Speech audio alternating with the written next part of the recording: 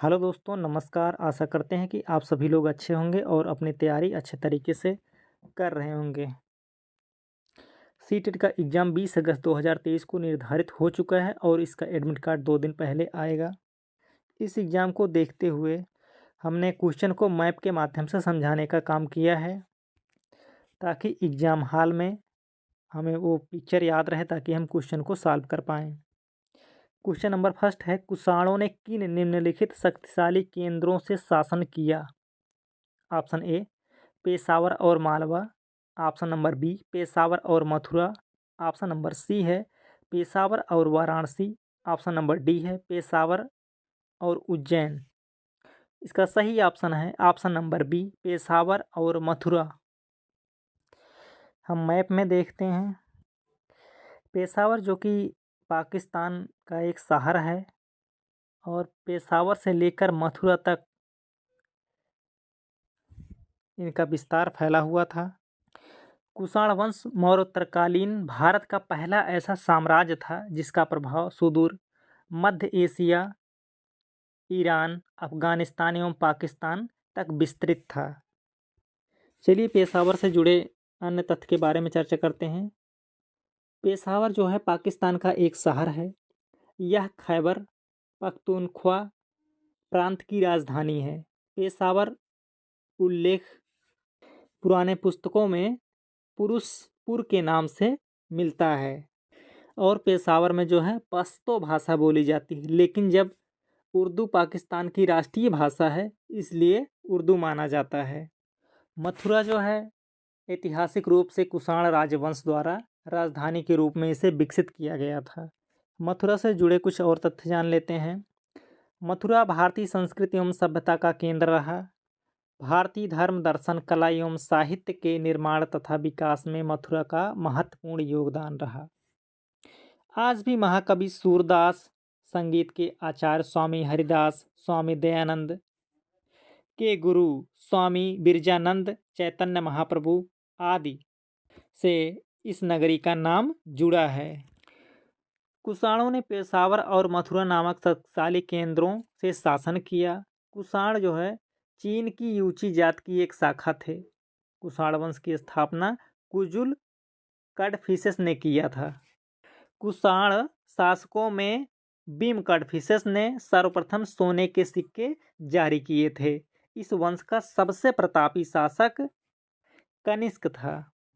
सम्राट कनिष्क ने पाकिस्तान के आधुनिक पेशावर को अपनी पहली राजधानी बनाया। कनिष्क ने अपने शासनकाल में 78 ईसा पूर्व में शक संवत चलाया था। चलिए नेक्स्ट क्वेश्चन देखते हैं। क्वेश्चन नंबर सेकंड है, निम्नलिखित कथनों ए, बी और सी को पढ़ें और सही विकल्प का चयन करें। ए है पूरा पाषाण काल 20 लाख साल पहले से 12,000 साल पहले के दौरान माना जाता है। बी है इस काल को भी 3 भागों में बांटा गया, आरंभिक, मध्य, उत्तर पूरा पाषाण युग। सी है मानव इतिहास की लगभग 99% कहानी इसी काल के दौरान घटित हुई। सही ऑप्शन, इसका सही ऑप्शन है ऑप्शन नंबर डी। ए, बी और सी सभी सही हैं। इसको हम डिटेल में जानते हैं, विस्तार पूर्वक जानते हैं कि पाषाण काल क्या है। जिस काल में मानव ने पत्थर के बने उपकरणों या औजारों का प्रयोग करना आरंभ किया था, उस काल को पाषाण काल कहा जाता है। अब पाषाण काल को 3 भागों में विभाजित किया गया था, पूर्व पाषाण काल, मध्य पाषाण काल और नव या उत्तर पाषाण काल। चलिए हम फर्स्ट के बारे में जानते हैं, पूरा या पूर्व पाषाण काल। मानव ने सबसे पहले जिस प्रकार के पत्थरों से उपकरणों का निर्माण किया था वह क्वार्टजाइट या स्फटिक पत्थर था और यहीं से निम्न पूर्व पाषाण काल के संदर्भ में जानकारी प्राप्त हुई थी। मध्य पाषाण के बारे में जानते हैं। मध्य पाषाण काल में मानव ने सर्वप्रथम पशुपालन का प्रारंभ किया था और भारत में पशुपालन का सर्वप्रथम साक्ष्य राजस्थान के बागोर जिले से प्राप्त हुआ था। और भारत में पशुपालन का दूसरा साक्ष्य जो है मध्य प्रदेश के आदमगढ़ जिले से प्राप्त हुआ था। थर्ड है उत्तर पाषाण काल के बारे में जानते हैं।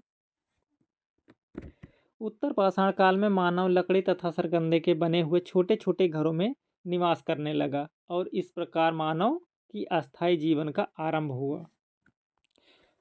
उत्तर पाषाण काल से मानव कृषि से परिचित हुआ और वह खाद्यान्नों का उत्पादन करने लगा और इसी काल में पहली बार चाक का प्रयोग हुआ था और मृदभांडों का निर्माण इसी काल में हुआ था, यानी उत्तर पाषाण काल में।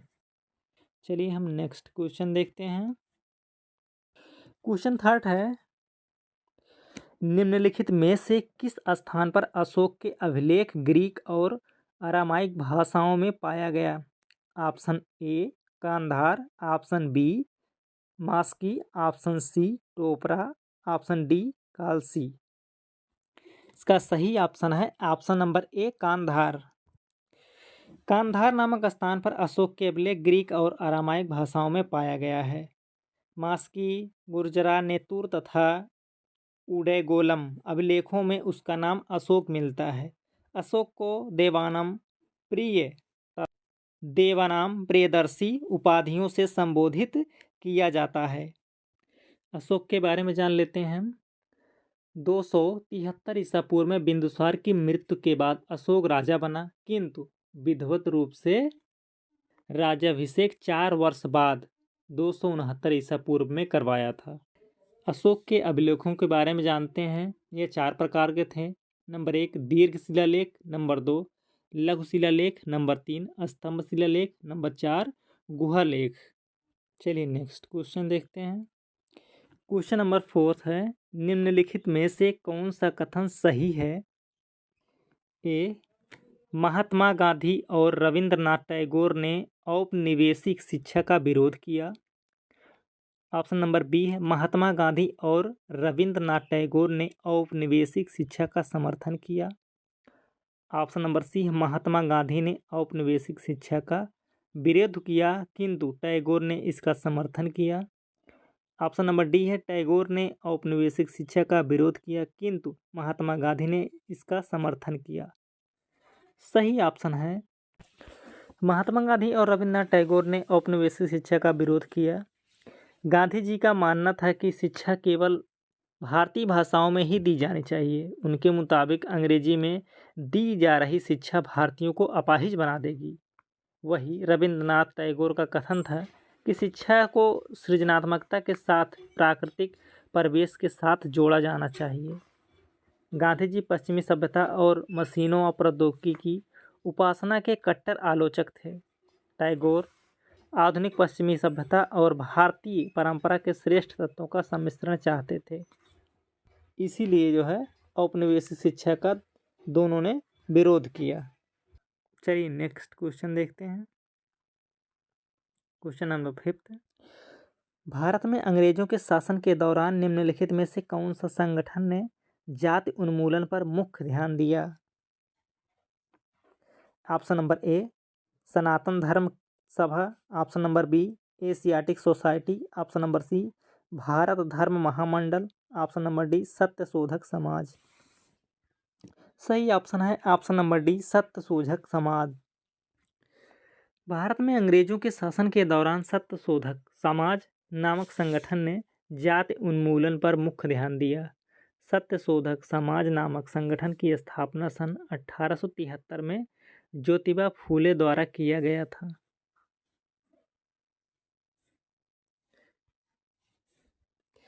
यह जो है एक छोटे समूह के रूप में शुरू हुआ और इस संगठन का प्रमुख उद्देश्य था शूद्र एवं अस्पृश्य जाति के लोगों को विमुक्त करना था।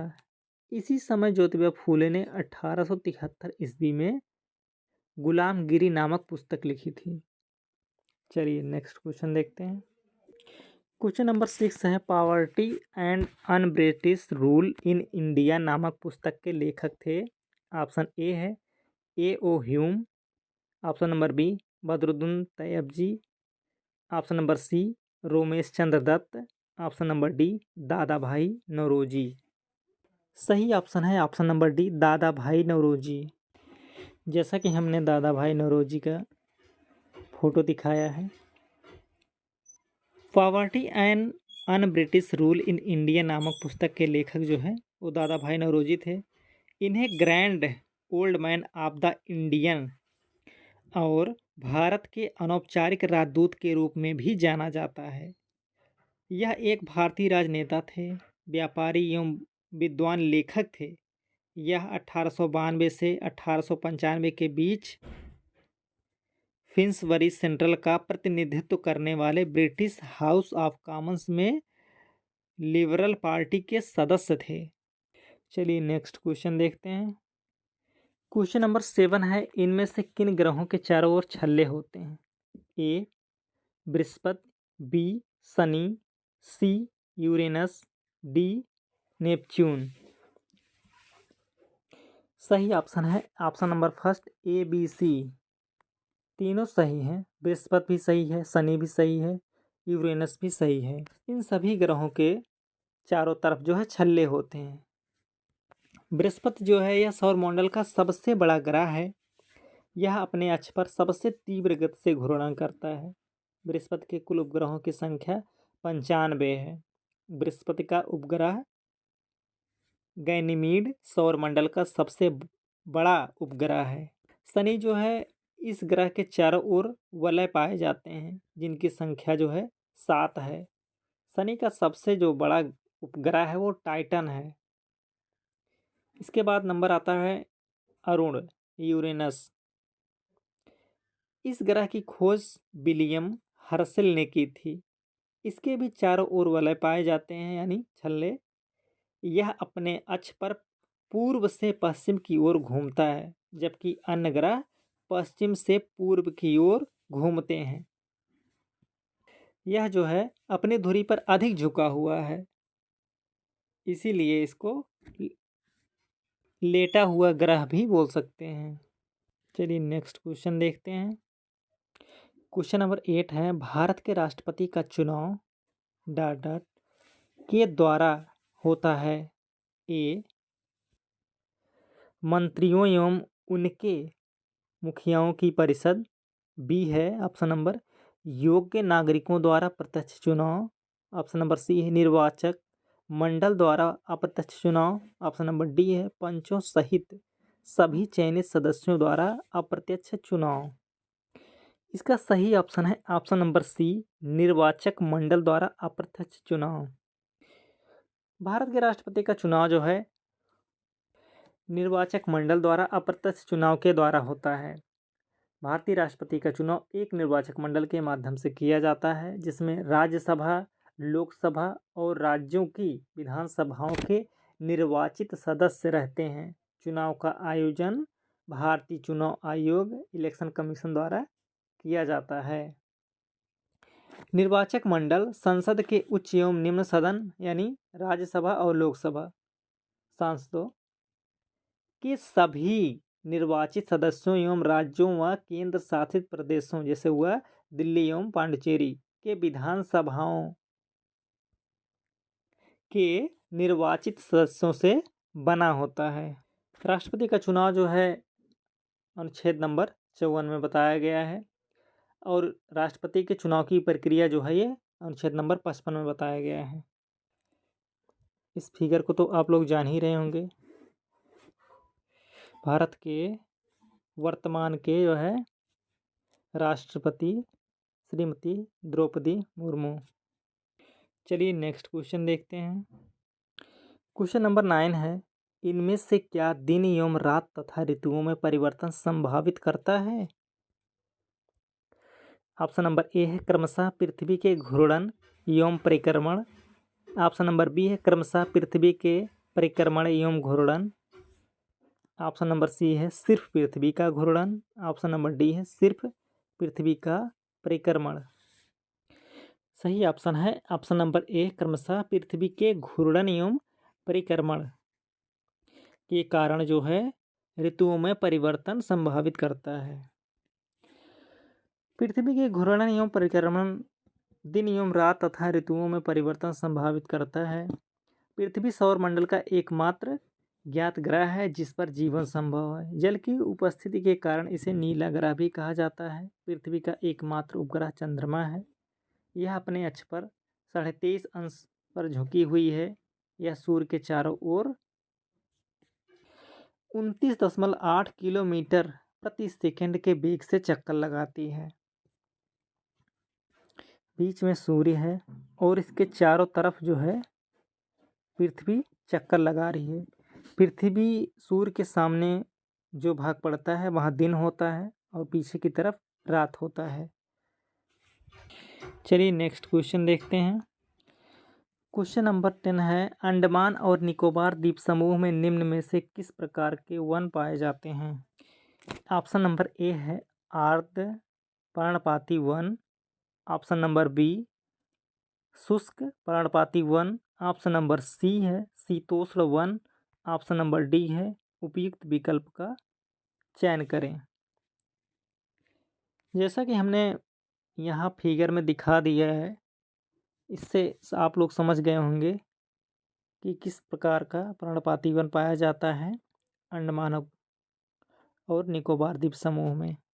सही ऑप्शन है ऑप्शन नंबर ए आर्द्र पर्णपाती वन।